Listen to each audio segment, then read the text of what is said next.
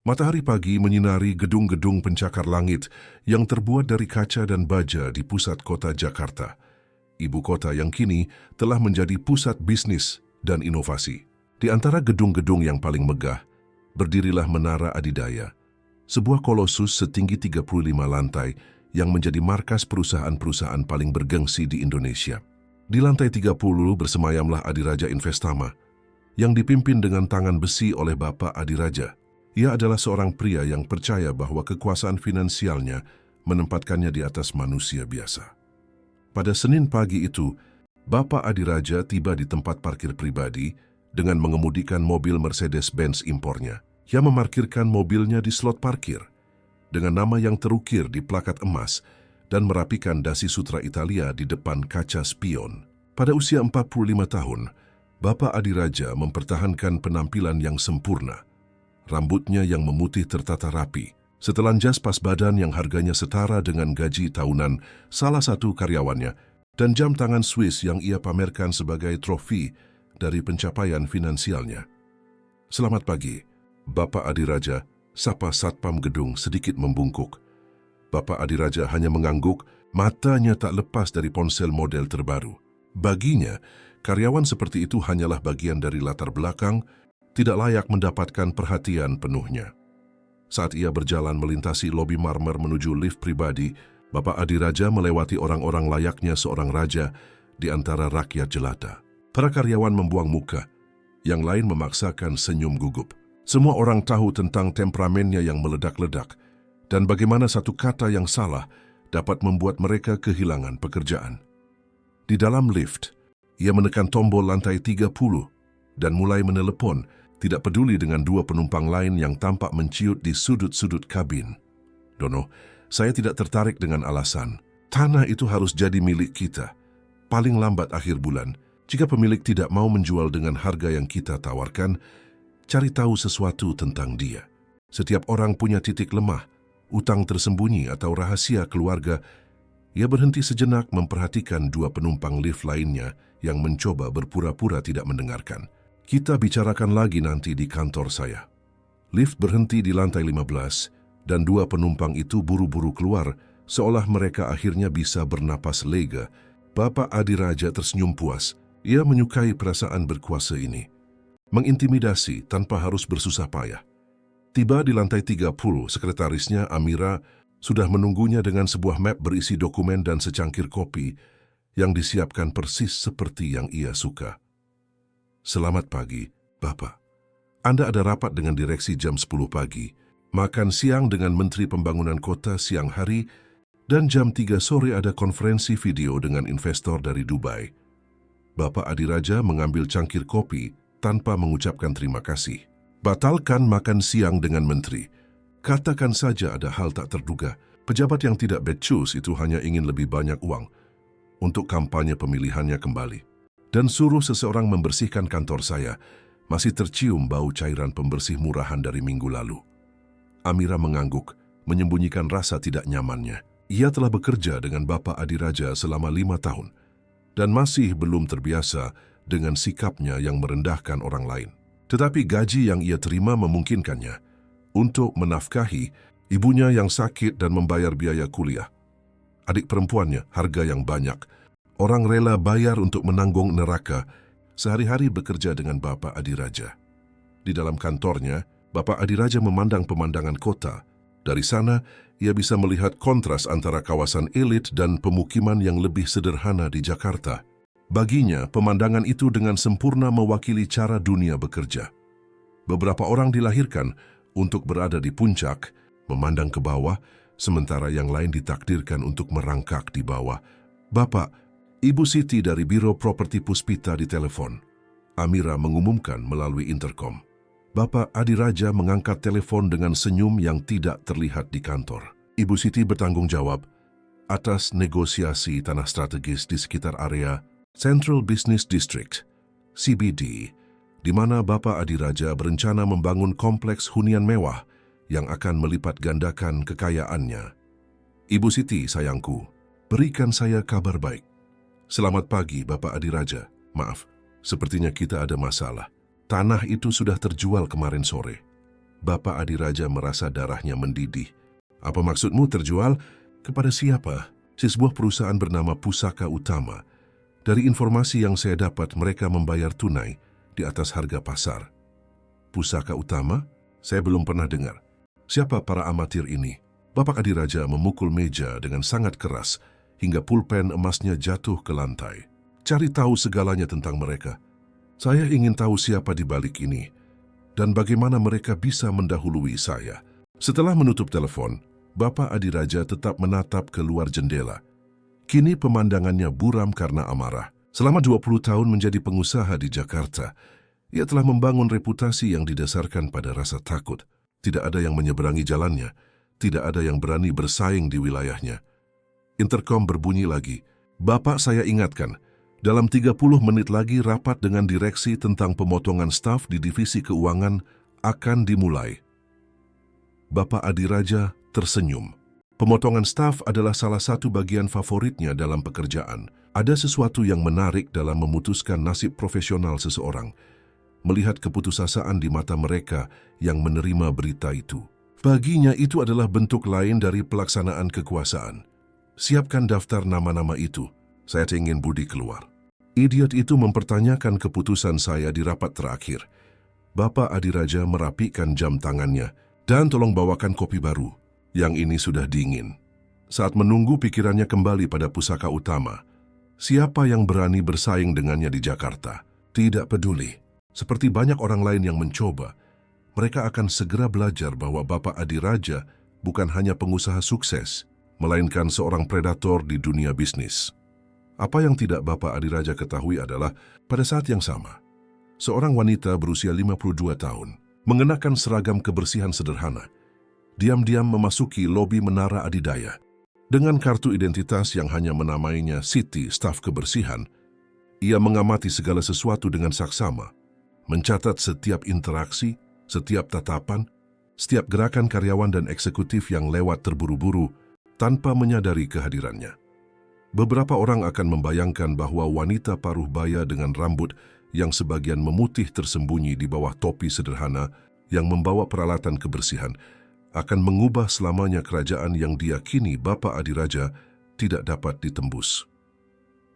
Saat Bapak Adiraja memimpin rapatnya di lantai 30, Ibu Siti mendorong troli kebersihannya di koridor lantai 25, Menara Adidaya. Matanya yang jeli tidak melewatkan satu detail pun, mulai dari cara para eksekutif memperlakukan sekretaris mereka hingga pemborosan kertas di mesin cetak. Ia mencatat setiap pengamatan dalam pikirannya, membangun teka-teki yang akan mengungkapkan budaya sejati dari lingkungan korporat tersebut.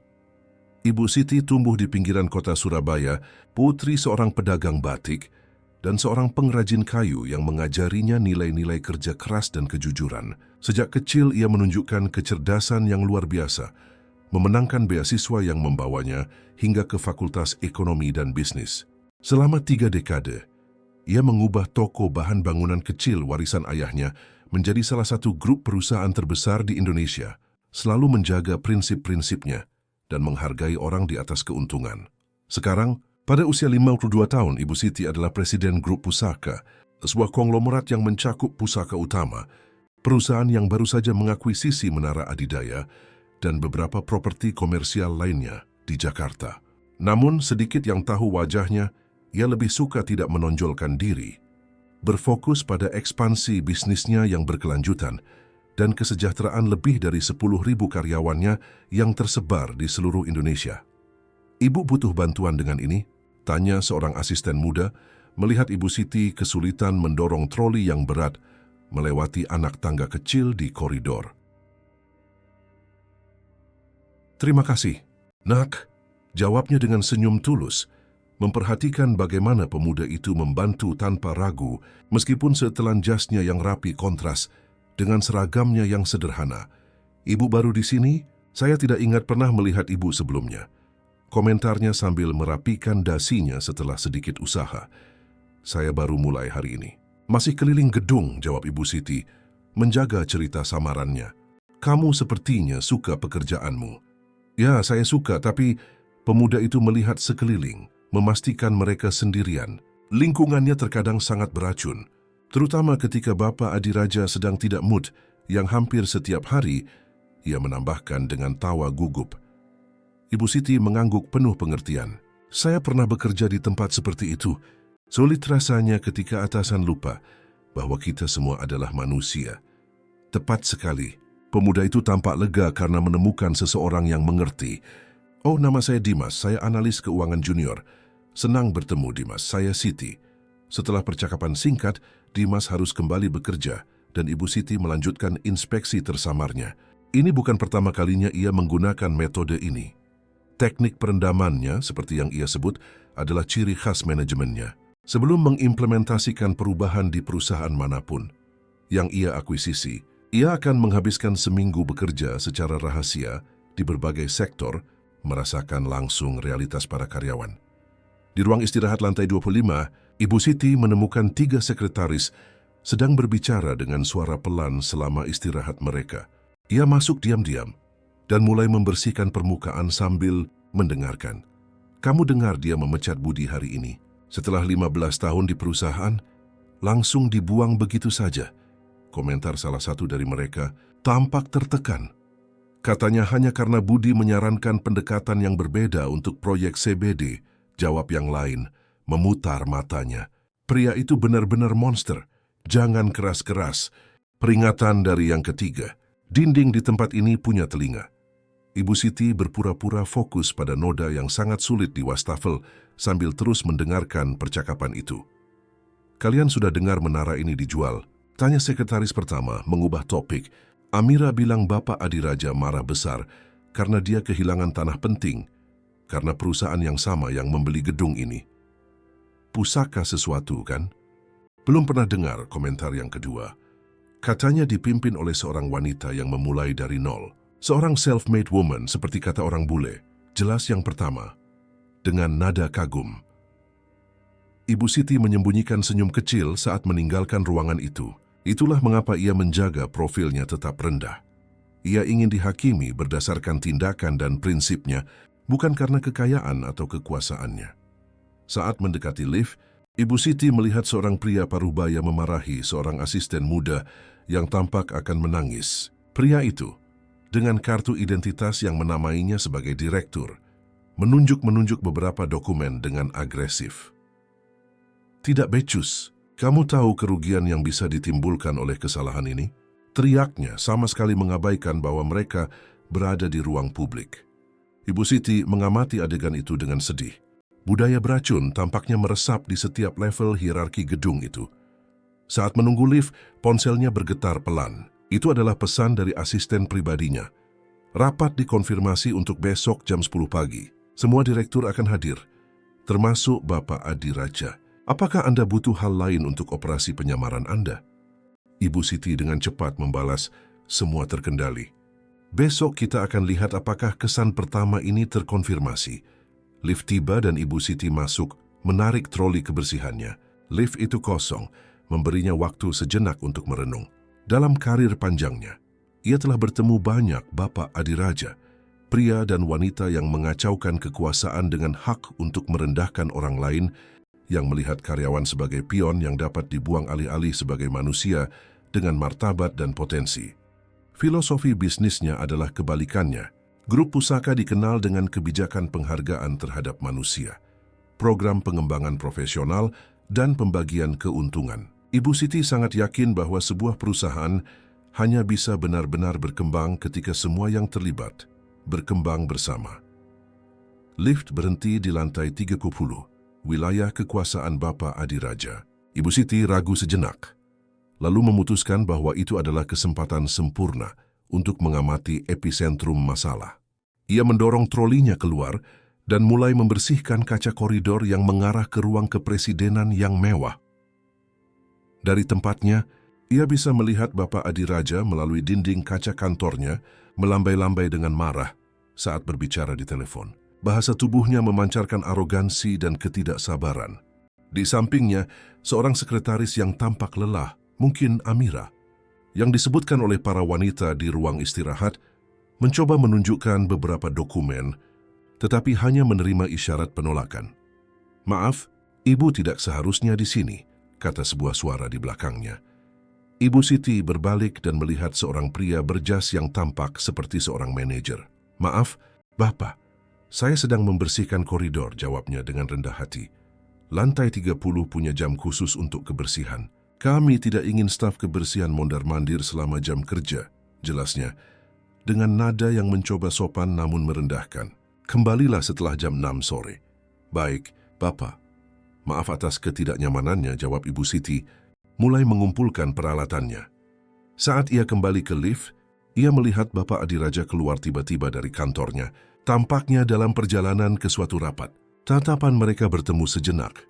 Tetapi bagi Bapak Adiraja, Ibu Siti sama sekali tidak terlihat, hanya seorang pekerja lain yang tidak penting di kerajaannya sendiri. Apa yang tidak Bapak Adiraja bayangkan adalah bahwa dalam waktu kurang dari 24 jam, ia akan berhadapan langsung dengan petugas kebersihan yang sama. Tetapi dalam keadaan yang sama sekali berbeda. Ibu Siti masuk ke dalam lift dengan senyum kecil di bibirnya, mengantisipasi saat topeng akan jatuh dan sifat sejati masing-masing akan terungkap. Pagi hari di hari Selasa, hujan gerimis turun di atas Jakarta, memburamkan jendela Menara Adidaya dan menciptakan tarian payung berwarna-warni di trotoar di bawahnya. Bapak Adiraja tiba lebih awal dari biasanya, kesal karena berita yang ia terima semalam. Pusaka Utama tidak hanya pemilik gedung yang baru, tetapi mereka juga telah mengakuisisi 3 tanah lain yang menjadi incaran utamanya untuk proyek masa depan. "Dasar para oportunis sialan," gumamnya pada dirinya sendiri saat melintasi tempat parkir. Moodnya yang biasanya sudah buruk sangatlah kelam pagi itu. Lobi hampir kosong pada jam segitu. Hanya ada beberapa karyawan yang datang pagi dan tim keamanan. Bapak Adiraja berjalan langsung ke lift eksekutif, tidak menghiraukan sapaan.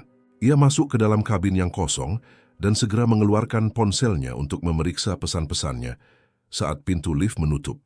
Di lantai 3, lift berhenti. Pintu terbuka, memperlihatkan seorang wanita paruh baya yang mengenakan seragam kebersihan, orang yang sama yang ia abaikan sepenuhnya sehari sebelumnya. Ibu Siti masuk sambil mendorong troli berisi produk kebersihan, menyapanya dengan "Selamat pagi," yang sopan. Bapak Adiraja tidak menjawab. Ia menatapnya sejenak, seolah menilai sebuah perabot yang tidak nyaman, dan kemudian mundur 2 langkah menjauh sejauh mungkin. Lift itu tidak besar, dan keberadaan troli kebersihan membuat ruang menjadi lebih sempit. Keheningan yang canggung terputus oleh dering ponsel Bapak Adiraja. Ia segera mengangkatnya, tidak peduli dengan kehadiran Ibu Siti. "Adiraja Investama," ia memperkenalkan diri dengan suara bisnisnya. "Ya Dono, saya sedang dalam perjalanan ke kantor. Apa yang kamu temukan tentang Pusaka Utama?" Ibu Siti terus melihat ke depan dengan bijaksana, seolah ia tidak mendengarkan, tetapi telinganya sangatlah awas. "Apa maksudmu? Tidak menemukan sesuatu yang relevan? Perusahaan sebesar itu tidak muncul dari mana-mana. Sewa penyelidik lain jika perlu, tetapi saya ingin tahu siapa di balik ini paling lambat akhir hari." Bapak Adiraja tampak semakin kesal. Bau produk pembersih di troli Ibu Siti membuatnya mengerutkan hidung. Ia menutup mikrofon telepon sejenak dan berbalik ke arahnya. "Bau ini tidak tertahankan. Kalian tidak bisa menggunakan produk yang tidak terlalu menyengat. Setidaknya gunakan lift service." Ibu Siti menatapnya dengan ketenangan. "Maaf atas ketidaknyamanannya, Bapak. Lift service sedang dalam perbaikan hari ini." Bapak Adiraja memutar matanya dan kembali ke panggilannya. "Dono, saya harus menutup telepon. Saya terjebak di lift dengan..." "Tidak penting. Sampai jumpa di rapat." Setelah mengakhiri panggilan, Bapak Adiraja mulai mengetik dengan marah di ponselnya, mencoba mengabaikan kehadiran wanita di sampingnya. Lift berhenti lagi di lantai 15, tetapi tidak ada yang masuk. Saat pintu menutup, Bapak Adiraja tidak bisa menahan rasa tidak senangnya. "Orang-orang ini seharusnya tahu tempat mereka," gumamnya, cukup keras agar Ibu Siti bisa mendengar. Gedung sekelas ini seharusnya memiliki aturan yang lebih ketat tentang siapa yang bisa menggunakan lift utama. Ibu Siti mengamatinya dari sudut matanya. Dalam 30 tahun membangun kerajaannya, ia telah bertemu puluhan pria seperti dia. Orang-orang yang mengacaukan kesuksesan finansial dengan nilai kemanusiaan, yang percaya bahwa isi rekening bank menentukan hak mereka untuk dihormati. Bapak sudah bekerja di gedung ini sejak lama? Tanyanya dengan minat yang tulus. Bapak Adiraja tampak terkejut bahwa petugas kebersihan memiliki keberanian untuk memulai percakapan. Ia ragu sejenak, mempertimbangkan untuk mengabaikannya sepenuhnya, tetapi egonya berbicara lebih keras. Perusahaan saya adalah salah satu yang pertama kali pindah ke sini, ketika gedung ini masih berupa proyek. Saya adalah pendiri dan CEO Adiraja Investama. Ibu Siti mengangguk seolah terkesan. Itu pasti tanggung jawab besar. Bapak Adiraja mengembungkan dadanya dengan bangga. Tentu saja itu bukan sesuatu yang bisa dipahami semua orang. Saya membangun kerajaan saya dari nol, tanpa bantuan siapapun. Hari ini kami mengelola investasi miliaran rupiah. Mengesankan, komentar Ibu Siti. Apa Bapak percaya manajemen baru gedung ini akan membawa perubahan? Ekspresi Bapak Adiraja langsung mengeras. Jika Anda mengacu pada para amatir di pusaka utama, saya ragu mereka akan bertahan lama di pasar. Jakarta punya aturan tak tertulis tentang wilayah bisnis, dan mereka menginjak-injak lahan berbahaya. Pada saat itu, sebuah getaran kuat mengguncang lift. Lampu berkedip dan, dengan sentakan tajam, kabin berhenti sepenuhnya. Lampu darurat menyala secara otomatis, memandikan bagian dalam dengan cahaya redup dan kebiruan. Apa-apaan ini? Bapak Adiraja berulang kali menekan tombol darurat. Ini yang paling tidak saya butuhkan sekarang. Ibu Siti tetap tenang, merapikan trolinya untuk memastikan tidak ada yang jatuh. Sepertinya kita terjebak. Bapak Adiraja memberinya tatapan tajam, seolah ia baru saja membuat pengamatan yang sangat bodoh. Penyimpulan yang brilian, jawabnya dengan sarkasme. Interkom lift berderit. Para penumpang yang terhormat, kami mohon maaf atas ketidaknyamanannya. Terjadi gangguan pada sistem kelistrikan karena hujan. Teknisi kami sudah bekerja untuk menyelesaikan masalah. Perkiraan waktu normalisasi, sekitar 30 menit. 30 menit, Bapak Adiraja meledak, memukul panel, lift. Saya ada rapat penting dalam 10 menit. Saya minta bicara dengan penanggung jawab gedung. Bapak, harap tenang, jawab suara di interkom. Kami melakukan yang terbaik untuk menyelesaikan situasi secepatnya. Bapak Adiraja mematikan interkom dengan gerakan kasar dan mulai berjalan mondar-mandir di ruang yang terbatas. Menyisir rambutnya yang tertata rapi dengan gugup, sangat sempurna. Terjebak di lift pada hari rapat terpenting bulan ini. Dan dengan ia menatap Ibu Siti dan troli kebersihannya, tidak menyelesaikan kalimatnya. Ibu Siti memperhatikan ketidaknyamanan yang semakin meningkat darinya. Bapak baik-baik saja? Wajah Bapak tampak sedikit pucat. Saya baik-baik saja, jawabnya dengan kasar, meskipun wajahnya memang telah kehilangan sedikit warna. Bapak Adiraja membenci ruang tertutup, sesuatu yang tidak akan pernah ia akui di depan umum. Menit-menit berikutnya berlalu dalam keheningan yang tegang. Bapak Adiraja bergantian memeriksa jam tangannya secara kompulsif dan mengetik pesan-pesan marah di ponselnya, yang untungnya masih memiliki sinyal. Ibu Siti tetap tenang sesekali merapikan produk di trolinya. Saya tidak percaya ini terjadi tepat hari ini. Bapak Adiraja akhirnya curhat, tidak mampu menahan rasa frustrasinya. Saya ada rapat dengan para pemegang saham untuk membahas ancaman dari perusahaan baru ini. Dan sekarang saya terjebak di sini dengan petugas kebersihan. Cara ia mengucapkan kata petugas kebersihan membawa begitu banyak nada merendahkan, sehingga hampir terdengar seperti hinaan. Ibu Siti mengamatinya dengan minat, tanpa menunjukkan rasa tersinggung. Terkadang hal-hal tidak berjalan sesuai rencana, komentarnya, secara filosofis. Saya yakin rekan-rekan Bapak akan memahami situasinya. Bapak Adiraja tertawa getir. Di dunia nyata sayang penundaan berarti kehilangan uang dan peluang. Tapi saya ragu seseorang yang membersihkan kamar mandi untuk mencari nafkah bisa memahami itu. Ibu Siti tersenyum sedikit. Bapak akan terkejut dengan apa yang bisa dipelajari dari membersihkan kamar mandi. Orang jarang memperhatikan siapa yang memegang tongkat pel, jadi kita akhirnya mengamati banyak hal tentang sifat manusia. Menarik, jawab Bapak Adiraja dengan ironi yang menusuk. Dan apa yang diajarkan oleh pengamatan sosiologis Anda yang mendalam itu? Bahwa seringkali orang yang paling kasar adalah orang yang membawa ketakutan terbesar, jawab Ibu Siti dengan tenang, menatap matanya. Bapak Adiraja tampak terkejut sejenak dengan jawaban langsung itu. Tetapi segera kembali ke postur defensifnya. Jangan datang kepada saya dengan filosofi murahan. Anda tidak tahu apa-apa tentang saya atau hidup saya. Benar, Ibu Siti setuju. Sama seperti Bapak tidak tahu apa-apa tentang saya atau hidup saya. Lift bergetar lagi, membuat Bapak Adiraja secara naluriah mencengkeram pegangan. Butiran keringat mulai terbentuk di dahinya dan napasnya menjadi lebih cepat. Ibu Siti memperhatikan tanda-tanda kecemasan. Apakah Bapak punya klaustrofobia? Tentu saja tidak, sanggah Bapak Adiraja, tetapi suaranya mengkhianati kepanikannya yang semakin meningkat. Saya punya sebotol air di sini, jika Bapak mau, Ibu Siti menawarkan. Peraih tas pribadinya. Saya tidak akan minum sesuatu yang berasal dari tas Anda, jawabnya dengan kasar. Ibu Siti mengangkat bahu dan meminum airnya sendiri. Terserah Bapak. Seiring berjalannya waktu, ketidaknyamanan Bapak Adiraja menjadi semakin jelas. Wajahnya pucat, napasnya tidak teratur, dan ia terus-menerus melonggarkan dasinya, seolah-olah sedang tercekik. Lift Menara Adidaya tetap tidak bergerak di antara lantai 22 dan 23.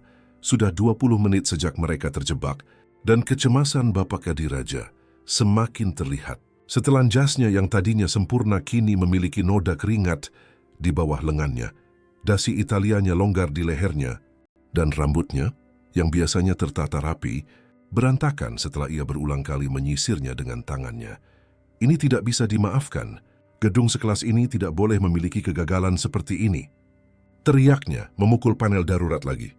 Halo, ada orang di sana? Sudah 20 menit.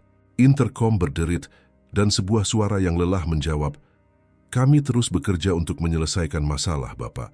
Sistem kelistrikan utama terpengaruh oleh hujan yang lebih parah dari yang kami perkirakan. Kami mohon sedikit kesabaran lagi. Kesabaran. Bapak Adiraja hampir berteriak. Apa kalian tahu siapa saya? Saya Bapak Adiraja, CEO Adiraja Investama. Setiap menit saya terjebak di sini biayanya ribuan rupiah. Kami sangat menyesal Bapak Adiraja. Kami melakukan yang terbaik. Bapak Adiraja mematikan intercom. Dengan kekuatan yang tidak perlu dan bersandar ke dinding lift, menutup matanya dan mencoba mengendalikan napasnya yang cepat. Ruangan itu terasa menyusut setiap menit. Bapak harus duduk, saran Ibu Siti dengan tenang menunjuk ke lantai. Itu akan membantu mengurangi rasa pusing.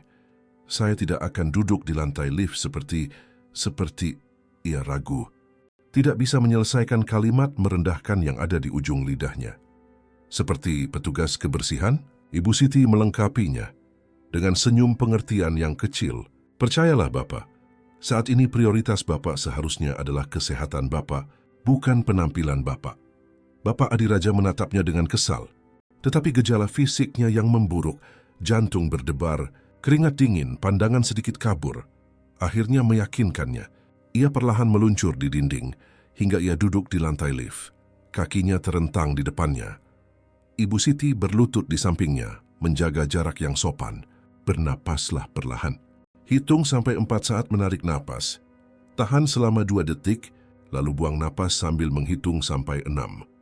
Saya tidak butuh seorang petugas kebersihan mengajari saya cara bernapas. Jawabnya di antara napasnya yang tersendat-sendat, tetapi secara naluriah ia mengikuti instruksi tersebut. Setelah beberapa menit, mempraktikkan pernapasan yang disarankan, Bapak Adiraja mulai merasa sedikit lebih baik. Keheningan di antara mereka terputus oleh dering ponselnya. Amira, sekretarisnya, khawatir tentang keterlambatannya untuk rapat. Saya terjebak di lift sialan ini, ia menjelaskan, mencoba menjaga ketenangannya di telepon. Ya, dengan seorang petugas kebersihan.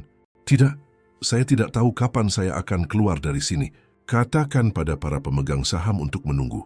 Atau mulailah tanpa saya dan berikan saya ringkasan nanti. Ia menutup telepon dan menyandarkan kepalanya ke dinding lift yang dingin. Sangat sempurna. Benar-benar sempurna. Ibu Siti mengamatinya dengan rasa ingin tahu yang tulus. Dalam karirnya yang panjang, ia telah bertemu banyak eksekutif yang sombong, tetapi sedikit yang secara terbuka menunjukkan penghinaan mereka terhadap orang lain.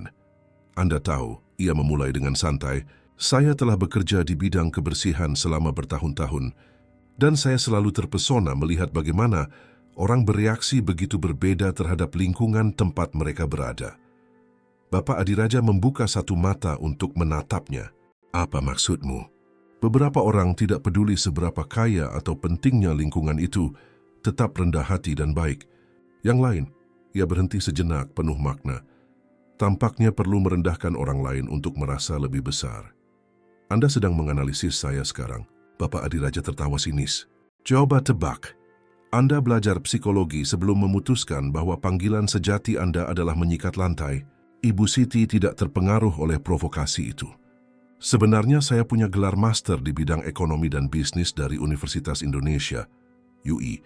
Tapi hidup mengambil jalan yang tak terduga, bukan? Bapak Adiraja menatapnya dengan kejutan sesaat sebelum kembali ke ekspresi merendahkannya. Jika Anda punya gelar master dan membersihkan kamar mandi, jelas Anda membuat pilihan yang sangat salah dalam hidup. Atau mungkin saya membuat pilihan yang tepat, jawabnya dengan tenang. Nilai seseorang tidak diukur dari jabatan yang mereka pegang. Bapak Adiraja, di dunia nyata, Ibu, justru itulah cara nilai diukur. Balasnya, merasa cukup pulih untuk kembali ke arogansinya yang biasa. Sementara saya membangun sebuah kerajaan dan mempekerjakan ratusan orang, Anda menghabiskan hari-hari, Anda membersihkan kotoran yang ditinggalkan orang lain. Jangan bicara tentang nilai kepada saya. Ibu Siti mempelajarinya untuk waktu yang lama. Apakah Bapak punya anak, Bapak Adiraja? Pertanyaan tak terduga itu membuatnya lengah. Seorang anak laki-laki. Dia sedang belajar di London. Kenapa? Dan apakah ia bangga dengan ayahnya? Bapak Adiraja mengerutkan kening. Pertanyaan macam apa itu? Tentu saja dia bangga. Saya memberinya semua yang bisa dibeli dengan uang. Dan kasih sayang, waktu, perhatian. Apakah Bapak juga memberikannya itu? Keheningan yang berat menyelimuti Liv. Bapak Adiraja merasakan gelombang amarah. Dan sesuatu yang lain, sesuatu yang tidak nyaman, yang tidak ingin ia periksa terlalu dekat. Anda tidak tahu apa-apa tentang hubungan saya dengan anak saya, jawabnya akhirnya. Suaranya lebih pelan dan tidak terlalu agresif. Benar, saya tidak tahu, Ibu Siti setuju. Sama seperti Bapak tidak tahu apa-apa tentang hidup saya, selain seragam ini. Bapak Adiraja mengamatinya dengan campuran amarah dan rasa ingin tahu yang enggan. Ada sesuatu dalam martabat tenang wanita itu yang membuatnya penasaran terlepas dari dirinya sendiri. Kalau begitu, berikan saya pencerahan, tantangnya dengan sarkasme. Apa cerita menarik dari petugas kebersihan bergelar master? Ibu Siti tersenyum sedikit. Saya tumbuh di sebuah pemukiman kumuh di Surabaya. Orang tua saya buta huruf, tetapi mereka bekerja 2, terkadang 3 pekerjaan agar saya bisa sekolah. Saya mendapatkan beasiswa penuh di universitas, bekerja sebagai petugas kebersihan di pagi hari, dan belajar di malam hari. Bapak Adiraja mendengarkan dalam diam. Wajahnya menunjukkan sedikit kejutan. Saya bertemu orang-orang yang luar biasa dan orang-orang yang mengerikan di sepanjang jalan. Lanjutnya, saya belajar bahwa ukuran sejati seseorang bukanlah pada apa yang ia capai, melainkan pada bagaimana ia memperlakukan mereka yang tidak bisa melakukan apapun untuknya. Kata-kata itu menghantam Bapak Adiraja seperti pukulan tak terlihat. Untuk sesaat ia melihat dirinya sendiri melalui mata wanita itu, seorang pria yang beruntung dan sombong yang mengukur orang dari ukuran rekening bank mereka. Intercom lift menginterupsi momen itu. Para penumpang yang terhormat, kami berhasil memulihkan sebagian daya listrik. Lift akan kembali berfungsi dalam waktu sekitar 5 menit. Akhirnya, seru Bapak Adiraja, berdiri dengan cepat dan merapikan setelannya yang kusut. Ia memeriksa ponselnya. Ia telah melewatkan rapat dengan para pemegang saham. Ibu Siti juga berdiri dengan tenang, merapikan produk di trolinya. Momen singkat kerentanan Bapak Adiraja telah berlalu dan topeng superioritasnya kembali ke tempatnya. Baiklah, itu adalah pengalaman yang edukatif. Komentarnya dengan senyum artifisial. Saya sangat berharap jalan kita tidak akan bertemu lagi. Ibu Siti menatapnya langsung. Bapak benar-benar tidak tahu siapa saya, bukan? Bapak Adiraja mengerutkan kening, bingung. Seorang petugas kebersihan dengan gelar dan filosofi murahan tentang hidup? Pada saat itu, lift sedikit bergetar dan mulai bergerak. Ibu Siti tersenyum secara misterius. Bapak Adiraja, Anda baru saja menghabiskan hampir 1 jam terjebak di lift, menghina presiden grup pusaka, dan pemilik baru gedung ini. Wajah Bapak Adiraja langsung memucat, bibirnya sedikit terbuka, tetapi tidak ada suara yang keluar. Siti Pusaka, ia memperkenalkan dirinya secara formal, mengulurkan tangan. Senang bertemu dengan Anda, meskipun keadaannya tidak paling menyenangkan. Bapak Adiraja menatapnya dalam keadaan syok total, tidak mampu sepenuhnya mencerna apa yang baru saja ia dengar. Otaknya mencoba mati-matian untuk mendamaikan citra petugas kebersihan sederhana dengan pengusaha wanita kuat yang telah mengakuisisi gedungnya dan mengungguli bisnisnya. Apakah ini semacam lelucon yang sakit yang akhirnya berhasil bergumam? Tidak, Bapak Adiraja. Ini hanya metode kerja saya. Sebelum mengimplementasikan perubahan di perusahaan manapun yang saya akuisisi, saya suka mengetahui realitas karyawan dari pengalaman saya sendiri. Ibu Siti menjaga nada yang tenang dan profesional. Saya harus mengatakan bahwa pengalaman saya di Menara Adidaya cukup mengungkapkan. Lift berhenti di lobi utama dan pintu terbuka. Di luar kerumunan kecil menunggu, termasuk teknisi perbaikan dan satpam gedung. Apakah Bapak baik-baik saja, Bapak Adiraja? Tanya salah satu satpam, memperhatikan wajahnya yang pucat dan ekspresi bingung. Sebelum Bapak Adiraja bisa menjawab, seorang pria berjas rapi dengan cepat mendekati Ibu Siti. Ibu Siti, kami khawatir. Apakah Anda baik-baik saja?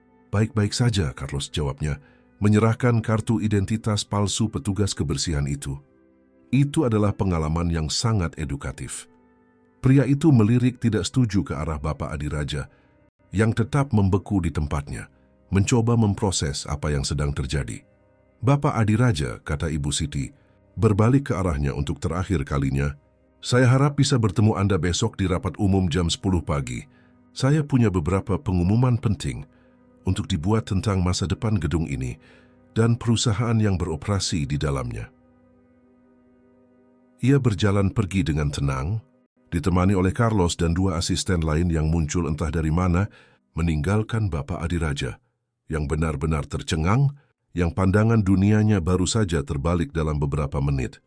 Siapa sangka, gumamnya pada dirinya sendiri saat melihatnya menjauh, petugas kebersihan.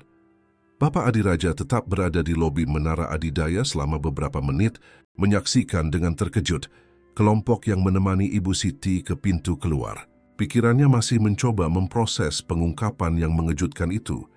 Petugas kebersihan sederhana yang ia perlakukan dengan begitu merendahkan, ternyata adalah pengusaha wanita kuat yang telah mengakuisisi gedungnya dan mengungguli bisnisnya. Pria yang menemaninya, Carlos, dari apa yang ia dengar, melirik tidak setuju ke arahnya sebelum membuka pintu agar Ibu Siti bisa masuk ke dalam Mercedes yang bahkan lebih mewah dari miliknya. Bapak Adiraja, apakah Bapak baik-baik saja? Tanya Amira, sekretarisnya, yang telah turun ke lobi setelah mengetahui lift telah diperbaiki. Bapak Adiraja berkedip beberapa kali, seolah terbangun dari keadaan seperti kesurupan. Ya, saya batalkan semua janji saya untuk sisa hari ini. Saya harus pulang. Tapi Bapak rapat dengan investor proyek CBD. Batalkan, Amira. Ia memerintah dengan lebih kasar dari yang ia maksudkan.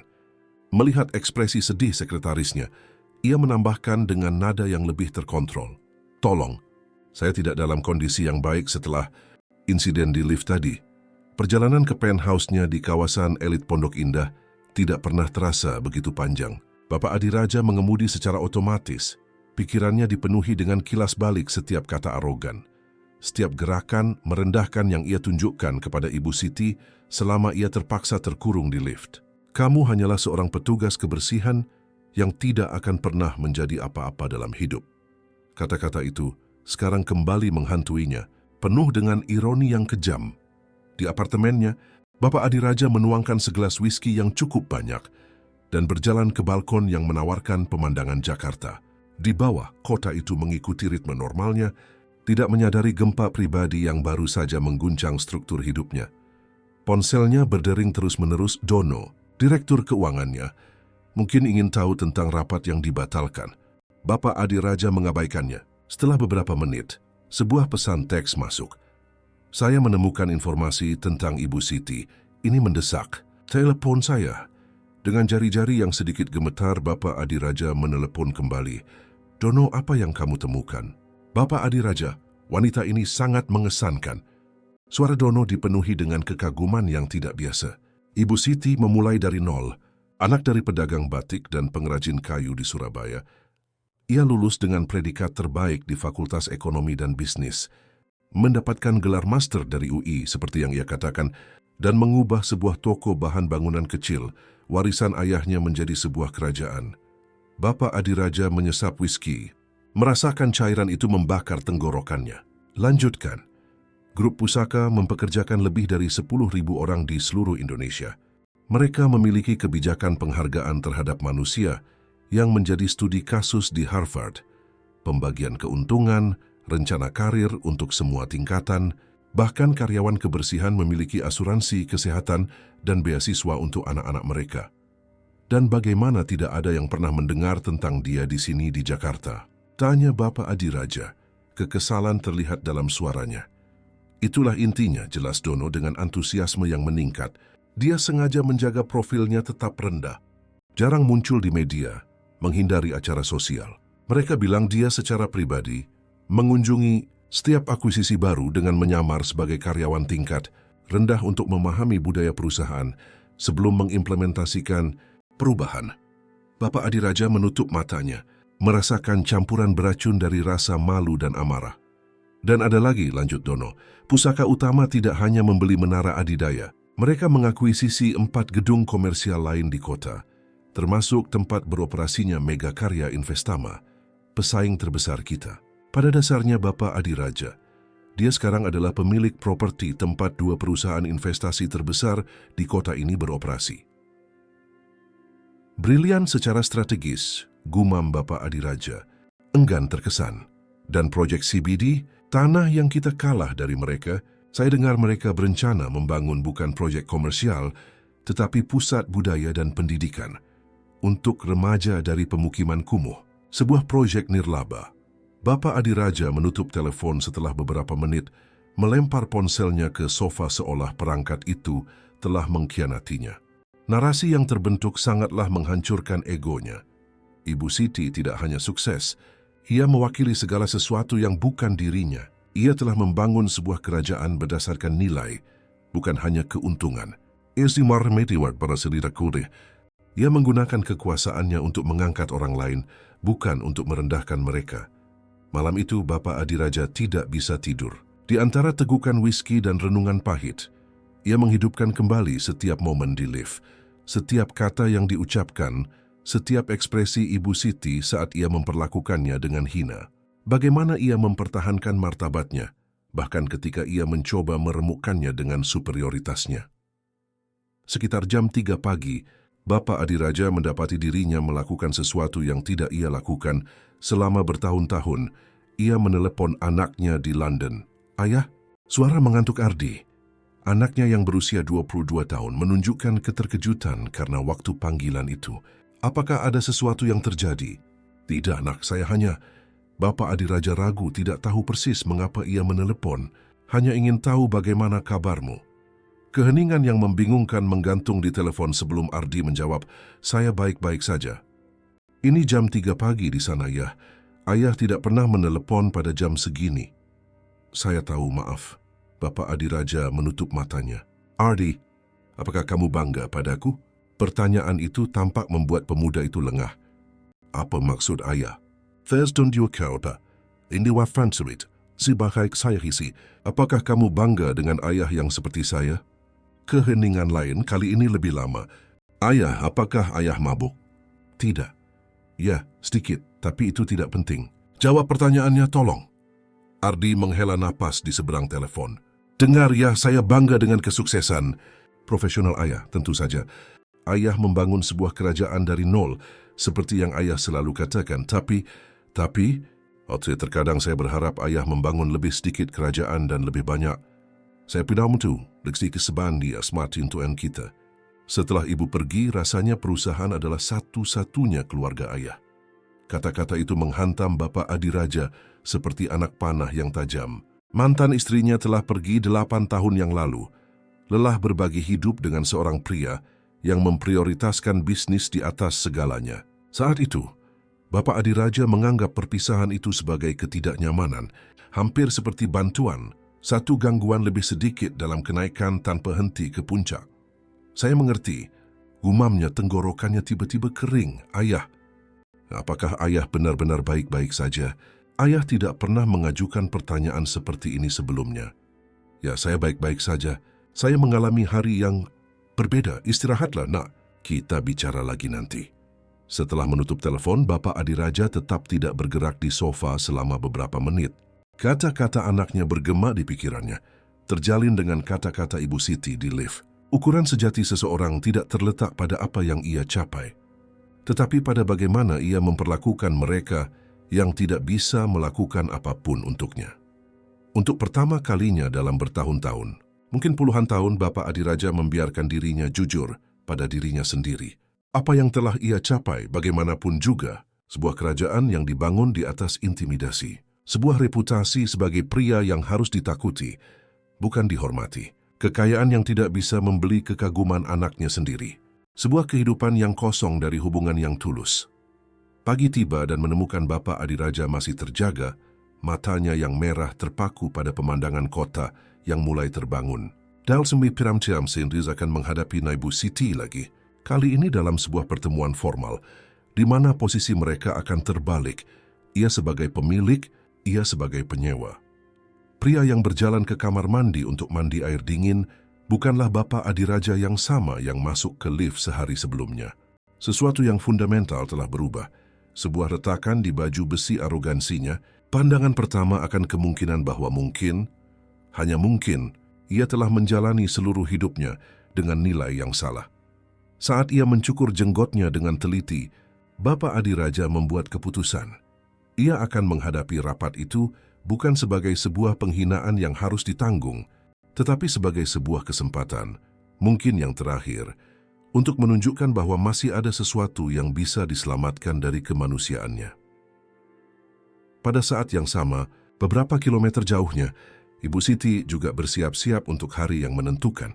Di apartemennya yang sederhana, mengingat kekayaan yang ia miliki, ia sarapan sambil meninjau catatan yang ia buat selama penyusupannya di Menara Adidaya. Carlos, saya ingin Anda memasukkan diskusi tentang kebijakan penghargaan terhadap manusia dalam agenda rapat. Phyllis menginstruksikan kepada asistennya, yang sudah siap bahkan pada pagi hari itu. Apa yang saya lihat kemarin meyakinkan saya bahwa kita perlu mengimplementasikan perubahan signifikan dalam budaya korporat gedung itu. Dan bagaimana dengan Bapak Adiraja?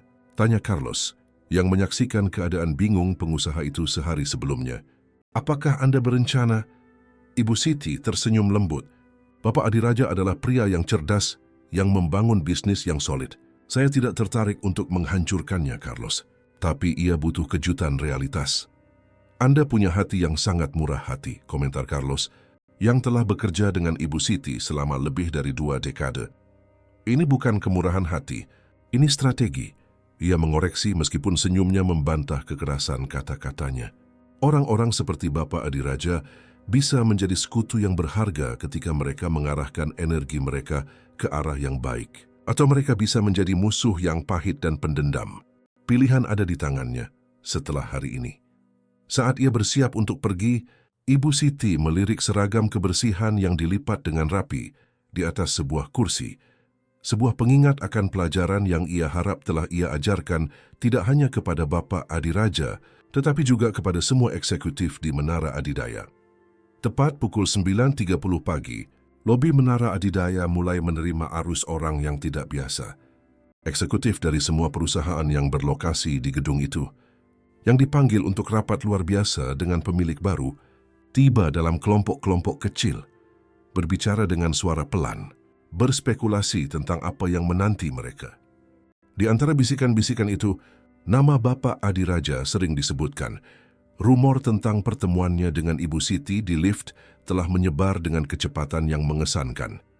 Bapak Adiraja tiba 10 menit sebelum jam 10, mengenakan setelan jas biru laut yang sederhana, berbeda dari model yang mencolok dan mahal yang biasa ia kenakan.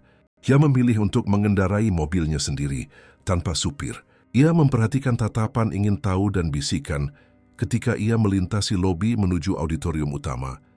tetapi ia menjaga ekspresi netral, mengabaikan provokasi terselubung dari beberapa pesaing yang tampaknya menikmati kemalangannya. Auditorium dengan kapasitas 200 orang hampir sepenuhnya terisi. Di barisan depan, kursi-kursi yang dicadangkan menunggu para CEO dan direktur dari perusahaan-perusahaan utama yang berlokasi di Menara Adidaya. Bapak Adi Raja ragu sejenak saat melihat namanya di salah satu kursi itu, tepat di samping kursi yang ditujukan untuk Bapak Harun, CEO Megakarya Investama, pesaing terbesarnya. Adi Raja sapa Harun dengan senyum yang nyaris tidak menyembunyikan kepuasannya. Rapat yang tak terduga, bukan? Sepertinya kita punya bos baru. Bapak Adi Raja mengangguk singkat dan duduk mengabaikan provokasi itu. Tatapannya tertuju pada panggung yang kosong, di mana sebuah meja sederhana dengan mikrofon menunggu perwakilan dari grup pusaka. Tepat pukul 10 pagi, sebuah pintu samping terbuka, dan Ibu Siti masuk, ditemani oleh Carlos dan 3 eksekutif lainnya. Bapak Adi Raja mengamatinya dengan saksama, memperhatikan perbedaan halus antara petugas kebersihan di lift dan pengusaha wanita yang kini mempersembahkan dirinya. Ibu Siti mengenakan setelan feminin yang terpotong rapi dalam warna biru tua dengan kalung mutiara sebagai satu-satunya perhiasan. Rambutnya yang tadinya tersembunyi di bawah topi sederhana kini terikat dengan anggun dalam sanggul rendah yang menonjolkan fitur wajahnya yang tenang. Tidak ada kemegahan dalam penampilannya, hanya keanggunan yang bijaksana yang memancarkan kepercayaan diri dan otoritas alami. Selamat pagi semuanya, ia memulai. Suaranya yang jernih mengisi auditorium tanpa perlu meninggikan nada. Saya berterima kasih atas kehadiran setiap orang dari Anda pagi ini. Seperti yang mungkin sudah Anda ketahui, saya adalah Siti Pusaka, Presiden Grup Pusaka, yang baru-baru ini mengakuisisi gedung ini dan properti komersial lainnya di Jakarta. Ia berhenti sejenak, matanya menyapu audiens sebelum melanjutkan. Beberapa dari Anda mungkin bertanya-tanya mengapa saya mengadakan rapat ini, atau mungkin Anda khawatir tentang perubahan drastis dalam kontrak sewa Anda. Senyum kecil menyentuh bibirnya. Saya bisa meyakinkan Anda bahwa kami tidak di sini untuk menciptakan kesulitan. Sebaliknya, Bapak Adi Raja memperhatikan bagaimana semua orang di auditorium tampak menyerap setiap kata. Ibu Siti memiliki anugerah langka untuk menarik perhatian tanpa perlu menuntutnya. Sebuah kualitas yang selalu ia yakini ia miliki, tetapi yang kini ia sadari telah ia peroleh melalui intimidasi, bukan dari rasa hormat yang tulus. Selama 2 hari terakhir, lanjut Ibu Siti, saya mendapat kehormatan untuk mengenal gedung ini dari perspektif yang berbeda. Tatapannya bertemu sejenak dengan tatapan Bapak Adi Raja. Saya sangat yakin bahwa untuk benar-benar memahami sebuah lingkungan, kita perlu mengalaminya dalam bentuk yang paling fundamental. Oleh karena itu, seperti kebiasaan saya menghabiskan waktu di sini sebagai seorang karyawan kebersihan sederhana. Bisikan menyebar di seluruh auditorium. Beberapa tatapan beralih ke Bapak Adi Raja yang menjaga ekspresi tidak berubah meskipun ia merasakan wajahnya sedikit memanas. Apa yang saya amati sangatlah mengungkapkan. Saya melihat para profesional yang berbakat dan berdedikasi di setiap tingkatan. Saya juga melihat budaya korporat yang dalam banyak aspek menghargai gelar dan posisi di atas karakter dan martabat manusia. Ibu Siti berhenti sejenak, membiarkan kata-katanya diserap. Grup Pusaka bukan hanya sebuah konglomerat perusahaan. Kami adalah sebuah komunitas yang dipandu oleh nilai-nilai. Kami percaya bahwa kesuksesan finansial dan kesejahteraan manusia bukanlah tujuan yang saling eksklusif. Mereka, pada kenyataannya, saling bergantung. Ia kemudian merinci beberapa inisiatif yang ia rencanakan untuk diimplementasikan di Menara Adidaya. Ruang bersama yang digunakan bersama oleh berbagai perusahaan, program mentor silang, pusat pengembangan profesional yang terbuka untuk karyawan di semua tingkatan, dari resepsionis hingga presiden. Lebih dari sekadar gedung perkantoran, kami ingin Menara Adidaya menjadi contoh bagaimana lingkungan korporat dapat menjadi produktif dan manusiawi pada saat yang sama. Bapak Adi Raja mendengarkan dengan saksama, terkejut menyadari bahwa banyak ide yang disajikan tidak hanya inovatif, tetapi juga selaras sempurna dengan masalah yang ia sendiri telah identifikasi selama bertahun-tahun, tetapi ia abaikan demi kepraktisan dan keuntungan jangka pendek. Setelah hampir 1 jam presentasi dan pertanyaan dari audiens, Ibu Siti sampai pada bagian akhir dari pidatonya. Sebelum kita mengakhiri, saya ingin mengumumkan pembentukan komite penasihat yang terdiri dari perwakilan dari perusahaan-perusahaan utama yang berlokasi di gedung ini. Komite ini akan bekerja secara langsung dengan saya dalam mengimplementasikan perubahan yang diusulkan, memastikan bahwa keunikan dan kebutuhan setiap sektor dipertimbangkan. Ia melihat daftar di mejanya sebelum melanjutkan. Kami mengundang untuk bergabung dengan komite ini Bapak Harun dari Megakarya Investama, Ibu Maya dari Maya Hukum, Bapak Bayu dari Bayu Tech, dan ia berhenti sejenak. Bapak Adiraja dari Adiraja Investama. Keheningan yang penuh harapan menyelimuti auditorium. Semua mata beralih ke Bapak Adiraja, yang tidak bisa sepenuhnya menyembunyikan keterkejutannya. Dari semua kemungkinan perkembangan untuk rapat itu, diundang untuk bekerja secara langsung dengan Ibu Siti adalah yang paling tidak ia harapkan. Para nominasi bisa tetap tinggal setelah rapat berakhir untuk percakapan singkat tentang langkah-langkah selanjutnya.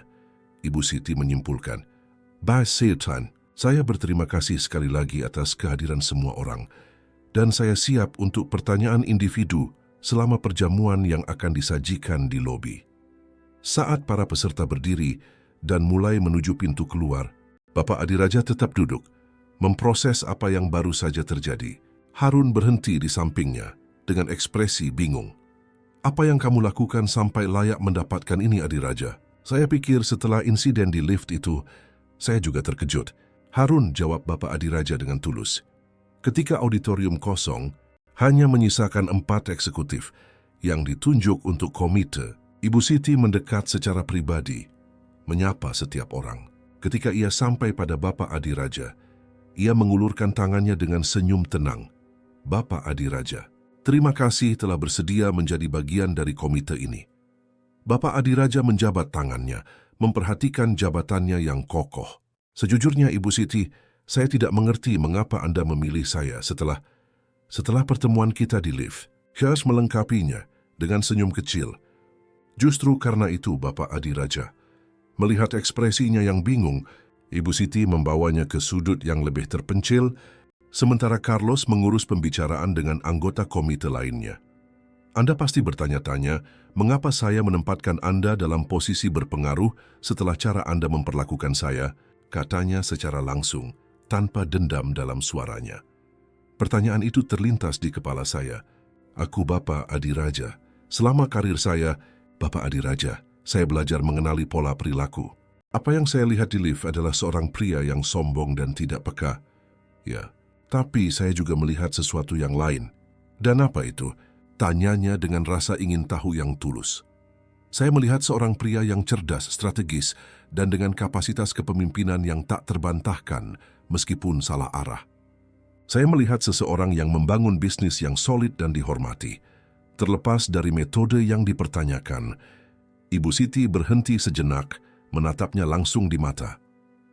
"Tapi yang terpenting, di saat-saat terakhir ketika Anda menyadari siapa saya melihat sesuatu yang sedikit orang akan perhatikan." "Apa?" Fiaste percikan rasa malu yang tulus. Bukan hanya karena telah tertangkap dalam situasi yang memalukan, tetapi rasa malu yang lebih dalam. Jenis yang hanya muncul ketika kita menghadapi kebenaran tentang diri kita sendiri yang kita coba abaikan. Bapak Adiraja menelan ludah, terkejut dengan ketepatan analisis itu. "Anda punya potensi untuk menjadi lebih dari sekadar diri Anda hari ini, Bapak Adiraja. Tidak hanya sebagai pengusaha, tetapi sebagai manusia. Dan saya lebih suka mengubah musuh menjadi sekutu kapanpun memungkinkan." "Dan bagaimana jika saya tidak memenuhi harapan Anda?" tanyanya tanpa nada defensif yang biasa. Ibu Siti tersenyum. "Maka saya akan membuat kesalahan dalam penilaian, sesuatu yang terjadi sesekali. Tetapi saya adalah seorang penjudi jangka panjang, Bapak Adiraja, dan saya jarang salah ketika menyangkut penilaian karakter manusia." Ia diam-diam melihat jam tangannya. "Rapat komite pertama kita akan diadakan Senin depan. Sampai saat itu, Saya ingin Anda merenungkan tentang perusahaan Anda, kepemimpinan Anda, dan bagaimana Anda bisa mengimplementasikan beberapa praktik yang kita diskusikan hari ini. Sebelum Bapak Adiraja bisa menjawab, Harun mendekat, jelas ingin berbicara dengan Ibu Siti. Ia berpamitan dengan anggukan singkat dan berjalan pergi, meninggalkan Bapak Adiraja dengan pikirannya sendiri. Pada perjamuan yang mengikuti, Bapak Adiraja mengamati bagaimana Ibu Siti berpindah di antara kelompok-kelompok dengan alami, lebih banyak mendengarkan daripada berbicara, memperlakukan baik eksekutif maupun karyawan yang melayani minuman dengan perhatian yang sama. Ia memperhatikan bagaimana orang-orang tampak santai di kehadirannya, bagaimana senyum tulus menggantikan ekspresi tegang yang begitu umum di lingkungan itu. Untuk pertama kalinya dalam karirnya, Bapak Adiraja merasa berada di hadapan seseorang yang tidak perlu memaksakan rasa hormat. Seseorang yang menginspirasinya secara alami. Perasaan itu secara bersamaan memalukan dan membebaskan. Saat ia mengamati Ibu Siti berbicara dengan penuh semangat dengan salah satu resepsionis gedung, Bapak Adiraja membuat janji diam-diam pada dirinya sendiri. Ia tidak akan menyia-nyiakan kesempatan yang tak terduga ini. Mungkin sudah terlambat untuk sepenuhnya membangun kembali hidupnya, tetapi mungkin, hanya mungkin, masih ada waktu untuk menulis ulang warisannya. 6 bulan telah berlalu sejak pertemuan yang menentukan di lift itu. Menara Adidaya, yang dulunya hanya sebuah gedung korporat elegan, telah berubah menjadi ruang yang berbeda dari yang lain di Jakarta. Koridor yang dulunya sunyi dan tegang, kini menjadi tempat percakapan yang ramai antara karyawan dari perusahaan yang berbeda. Kantin eksekutif yang lama, yang dulunya terbatas untuk direktur dan presiden, telah diubah menjadi ruang bersama di mana para magang bisa duduk di samping para CEO. Pada suatu sore Jumat, Bapak Adiraja berjalan di lobi utama ketika ia melihat sekelompok anak muda berkumpul di sekitar sebuah meja.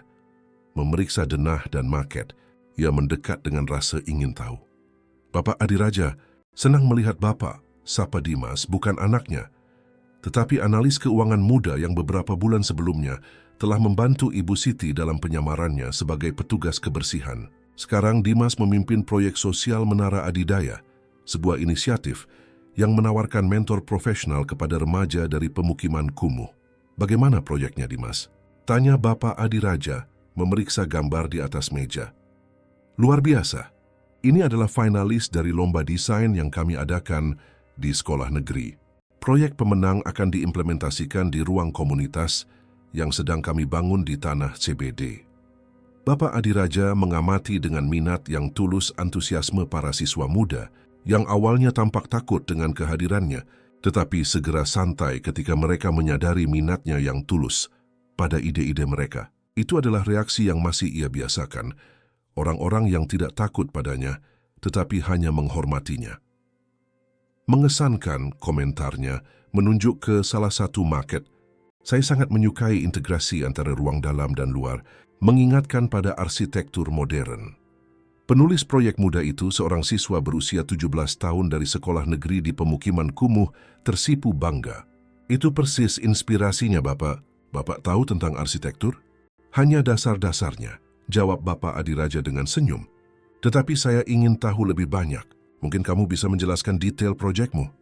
Setelah beberapa menit percakapan, ia berpamitan dengan kelompok itu dan menuju lift. Lift yang sama di mana hidupnya telah mengambil jalan tak terduga. Dalam perjalanan ia melewati Amira, mantan sekretarisnya, yang sekarang menjadi manajer proyek khusus di Adiraja Investama. Dokumen untuk rapat dengan Ibu Siti sudah ada di kantor Bapak, ia memberitahu. Ini saya akan. Dan anak Bapak menelepon. Katanya penerbangannya tiba besok jam 10 pagi. Terima kasih, Amira. Kamu sudah boleh pulang. Ini hari Jumat. Laporan itu bisa menunggu sampai Senin. Amira tersenyum, masih belum sepenuhnya terbiasa dengan versi bosnya yang lebih manusiawi ini. Terima kasih, Bapak. Semoga akhir pekan Bapak menyenangkan. Di lantai 30, Bapak Adiraja menemukan kantornya telah berubah. Dinding yang dulunya mengisolasinya telah diganti dengan partisi kaca yang menjaga privasi tanpa menciptakan penghalang. Foto-foto anaknya sekarang berbagi ruang dengan gambar-gambar proyek perusahaan dan inisiatif komunitas. Ia duduk di meja dan membuka map yang disiapkan oleh Amira. Angka-angkanya mengesankan. Adi Raja, Investama tidak hanya selamat dari perubahan yang diimplementasikan dalam beberapa bulan terakhir, tetapi juga berkembang seperti tidak pernah sebelumnya. Kebijakan baru tentang penghargaan terhadap karyawan yang awalnya dilihat dengan skeptisisme oleh direksi telah menghasilkan produktivitas yang lebih tinggi dan perputaran karyawan yang lebih rendah. Proyek-proyek sosial yang awalnya Bapak Adi Raja anggap sebagai pemasaran semata telah membuka pintu untuk kemitraan yang tak terduga dan peluang bisnis yang inovatif. Interkom berbunyi dengan lembut. Bapak Adi Raja, Ibu Siti sudah datang untuk rapat. Terima kasih. Tolong minta dia masuk. Ibu Siti masuk ke kantor dengan ketenangan yang sama yang menjadi ciri khasnya.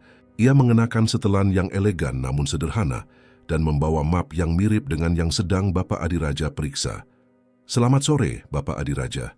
Saya mengharap saya tidak mengganggu. Sama sekali tidak, Ibu Siti. Saya baru saja menganalisis angka-angka yang akan kita diskusikan hari ini. Formalitas dari pertemuan pertama telah digantikan oleh hubungan saling menghormati dan secara mengejutkan persahabatan. Bapak Adi Raja telah menemukan dalam Ibu Siti tidak hanya seorang mentor, tetapi seorang lawan bicara yang menantangnya secara intelektual seperti sedikit orang lain dalam hidupnya. Sebelum kita mulai, kata Ibu Siti, duduk dengan nyaman, saya ingin mengucapkan selamat atas proyek dengan sekolah negeri. Dimas menceritakan tentang keterlibatan pribadi Bapak. Itulah jenis inisiatif yang mengubah hidup. Terima kasih, tapi pujian itu terutama untuk visi Anda. Saya hanya membantu mengimplementasikannya, jawab Bapak Adi Raja tanpa kerendahan hati palsu. Ibu Siti tersenyum. 6 bulan yang lalu Anda akan menuntut semua pujian, bahkan untuk sesuatu yang Anda nyaris tidak ikut serta. Bapak Adi Raja tertawa, mengakui kebenaran dari pengamatan itu. Orang-orang berubah. Beberapa orang ia mengoreksi dengan lembut. Mereka yang punya cukup keberanian untuk menghadapi setan mereka sendiri. Untuk sesaat, keduanya diam-diam mengingat pertemuan di lift yang telah mengubah segalanya. Anda tahu, Ibu Siti, saya banyak memikirkan tentang hari itu, komentar Bapak Adi Raja, melihat keluar jendela ke Cakrawala, Jakarta. Apa yang akan terjadi jika lift itu tidak rusak? Jika kita hanya mengikuti jalan kita, tanpa percakapan yang dipaksakan itu. Hidup jarang memberi kita momen-momen kejelasan secara kebetulan, Bapak Adi Raja. Saya percaya bahwa, dengan satu atau lain cara, jalan kita akan bertemu secara signifikan. Rapat yang mengikuti berlangsung produktif seperti biasa. Mereka membahas hasil semester pertama di bawah manajemen bersama yang baru, menyesuaikan target untuk beberapa bulan ke depan, dan menyelesaikan detail untuk pembukaan Pusat Budaya dan Pendidikan CBD yang akan berlangsung minggu berikutnya. Pada akhirnya ketika Ibu Siti bersiap untuk pergi, Bapak Adi Raja menahannya dengan sebuah pertanyaan. Mengapa Anda melakukan ini, Ibu Siti? Mengapa menyamar sebagai karyawan tingkat rendah ketika Anda bisa menyewa konsultan untuk mengevaluasi perusahaan yang Anda akuisisi? Ibu Siti merenung sejenak sebelum menjawab, karena konsultan melihat apa yang kita harapkan mereka lihat. Mereka mengikuti naskah, mengajukan pertanyaan yang dapat diprediksi, menerima jawaban yang sudah dilatih. Tetapi ketika Anda tidak terlihat, ketika Anda hanyalah orang yang membersihkan lantai atau menyajikan kopi, Anda melihat sifat sejati dari orang dan organisasi. Dan apa yang Anda lihat dalam diri saya? Hari itu? Tanya Bapak Adi Raja. Sebuah pertanyaan yang telah mengganggunya selama berbulan-bulan. Saya melihat seorang pria yang telah kehilangan jalannya, jawab Ibu Siti dengan tulus. Seseorang yang mengacaukan kesuksesan dengan nilai, kekuasaan dengan tujuan. Tetapi saya juga melihat seseorang yang mampu berubah jika ia hanya menemukan katalis yang tepat. Dan Anda memutuskan untuk menjadi katalis itu. Ibu Siti tersenyum. Katakanlah saya mengenali potensi untuk sesuatu yang lebih besar. Sisanya ada pada Anda. Setelah kepergian Ibu Siti, Bapak Adi Raja tetap berada di kantornya untuk beberapa waktu merenung. Keesokan harinya, anaknya akan tiba dari London untuk kunjungan 2 minggu, yang terlama dalam beberapa tahun. Mereka berencana untuk tidak hanya bersama-sama menghadiri pembukaan pusat CBD, tetapi juga mengunjungi beberapa komunitas yang diuntungkan oleh proyek-proyek sosial baru, Adiraja Investama. Ardi telah menunjukkan minat yang mengejutkan pada perubahan yang diimplementasikan oleh ayahnya. Dalam panggilan mingguan mereka, sekarang tradisi suci bagi Bapak Adiraja, pemuda itu mengungkapkan kebanggaan dan rasa ingin tahu tentang fase baru perusahaan keluarga ini. Di akhir hari, saat matahari terbenam di atas Jakarta, Bapak Adiraja melakukan sesuatu yang tidak pernah ia bayangkan 6 bulan yang lalu. Ia naik lift ke lantai pemeliharaan, di mana ia menemukan Pak Ahmad, penanggung jawab kebersihan malam. Selamat malam, Pak Ahmad. Saya datang secara pribadi untuk berterima kasih atas kerja tim Anda. Lantai 30 tidak pernah sebersih ini. Pria itu, yang awalnya terkejut dengan kehadiran eksekutif di wilayah kekuasaannya, tersenyum tulus. Terima kasih, Bapak Adiraja. Kami melakukan yang terbaik. Saya tahu itu, dan itu membuat segalanya berbeda. Saat ia keluar dari gedung, Bapak Adiraja memperhatikan bagaimana para satpam menyapanya, bukan dengan rasa takut yang hormat seperti sebelumnya, tetapi dengan rasa hormat yang tulus. Di tempat parkir, ia berhenti sejenak di samping Mercedesnya, mengagumi langit yang mulai menunjukkan bintang-bintang pertamanya. Ponselnya bergetar dengan sebuah pesan dari Ardi. Saya tidak sabar untuk bertemu ayah. Saya punya berita luar biasa untuk dibagikan. Bapak Adiraja tersenyum, mengetik jawabannya. Saya juga tidak sabar, Nak. Ada banyak yang harus saya ceritakan tentang beberapa bulan terakhir. Saya rasa saya akhirnya mengerti apa yang benar-benar penting. Saat ia mengemudi pulang, Bapak Adiraja merenung bahwa ironisnya, ia harus terjebak di lift dengan seorang yang diduga petugas kebersihan untuk akhirnya merasa benar-benar bebas. Bebas dari belenggu arogansinya sendiri. Bebas dari beban hidup yang hanya didedikasikan untuk akumulasi kekuasaan dan uang. Ibu Siti telah menawarkannya tidak hanya pelajaran kerendahan hati, tetapi jalan baru, di mana kesuksesan dan kemanusiaan bukanlah konsep yang saling eksklusif, di mana rasa hormat tidak perlu dipaksakan oleh rasa takut, di mana kepemimpinan sejati berasal dari teladan dan bukan dari intimidasi. Dan mungkin, pikir Bapak Adiraja, saat lampu-lampu Jakarta bersinar di sekitarnya, mungkin itulah kesuksesan terbesar yang bisa dicapai seseorang. Bukan penaklukan sebuah kerajaan finansial, melainkan penemuan kembali kemanusiaan itu sendiri. Akhir cerita para pendengar yang terkasih, kami berharap cerita Bapak Adiraja dan Ibu Siti telah menyentuh hati Anda dan membuat Anda merenungkan nilai sejati dari hubungan manusia dalam masyarakat kita. Untuk melanjutkan perjalanan emosi dan pembelajaran ini, kami telah menyiapkan daftar putar khusus dengan cerita-cerita yang sama menariknya. Temukan di sini dengan mengklik di sebelah kiri. Charles Anda mencuitai cerita ini. Jangan lupa untuk berlangganan saluran kami. Tinggalkan suka dan bagikan dengan teman dan keluarga. Setiap hari kami membawa cerita unik yang mengeksplorasi kompleksitas kehidupan dan membuat kita merenungkan nilai-nilai kita. Dan Anda, apakah Anda pernah mengalami situasi yang sepenuhnya mengubah perspektif hidup Anda? Ceritakan kepada kami di komentar. Kami sangat menantikan pengalaman Anda.